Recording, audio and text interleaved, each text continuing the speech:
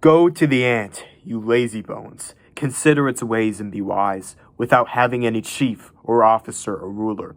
It prepares its food in summer, and gathers its sustenance in harvest. How long will you lie there, O lazybones? When will you rise from your sleep, a little slumber, a little folding of the hands to rest, and poverty will come upon you like a robber, and want like an armed warrior. This is the book of Proverbs, chapter 6, verses 6 through 11. Being committed to God is a cost. It is not something you can just think about in your head or feel in your soul. You need to work at it. You need to put in the time. You need to stop waiting around. You need to stop saying, I'll do it later. You need to stop putting God off. Because God's always there. He's always there. He's always in your heart. He's everywhere. He sees everything. He knows everything. And he knows and sees everything about you.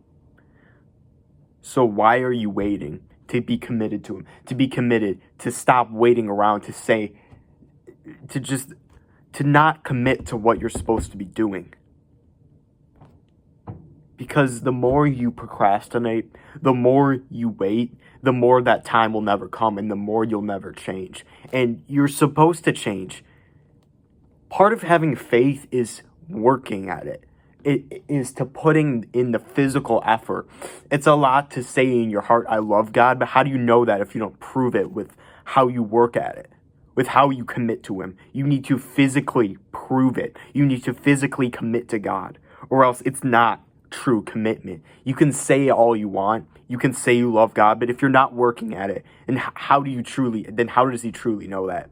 If you're put in a situation where you're meant to test your faith physically, when you're meant to physically show God that you love him, then how does he know that? How does he know that if you're not working at it, if you're not actually showing him? Then you can't really prove that, can you?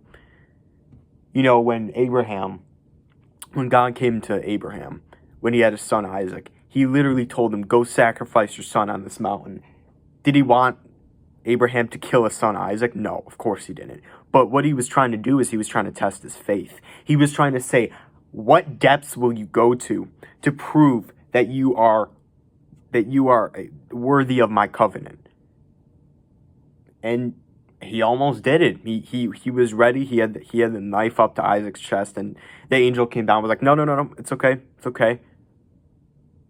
I did this. God was just testing you. You passed the test. You're good. You're good, man. You're good. But isn't that the point? Aren't we supposed to be outside our comfort zone? Aren't we supposed to do things we're not supposed to be comfortable with but are right? Doing the right thing doesn't mean it feels right to you. It's what's right to God. And you'll see that after you commit, after you go through the process and you look, you know what? God was right all along. Because he is. He can't be wrong. He's perfect. In ways we can't understand, we have to commit to what he says. And part of that is not fully understanding it. But we have to do it because it's right. Because you will feel better off in the end knowing that you follow God's plan than to following your own understanding and feeling miserable and feeling depressed, because you know that's part of human nature. We all feel it. I've felt it. And it doesn't make me feel better. And I don't think it makes you feel better either. But it's the right thing to do, to be committed to God. And don't be lazy. Like an ant says, like God says about ants, they follow orders without any question, without any ruler or officer. They still do what's right for them to survive and to prosper. We must do that in our own lives. We must follow God without question, without, well, what if he is righteous? So follow his word, because he will lead you to actual prosperity. So I want to remind all of you that God does not want you to wait around. You need to be committed. You need to stop procrastinating, and you need to actually work at it. because that is the only way you can go close to God, is to actually work at it, to actually prove through action, physical action, faith in action, that you are a true believer and that you will do what he says, because that is the point of being committed to God, to having a relationship with God.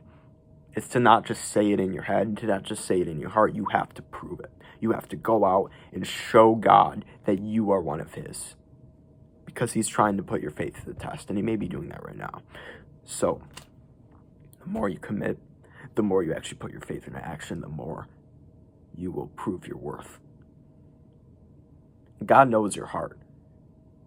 You don't need to prove that God loves you because God loves you, but he wants you to prove that you love him.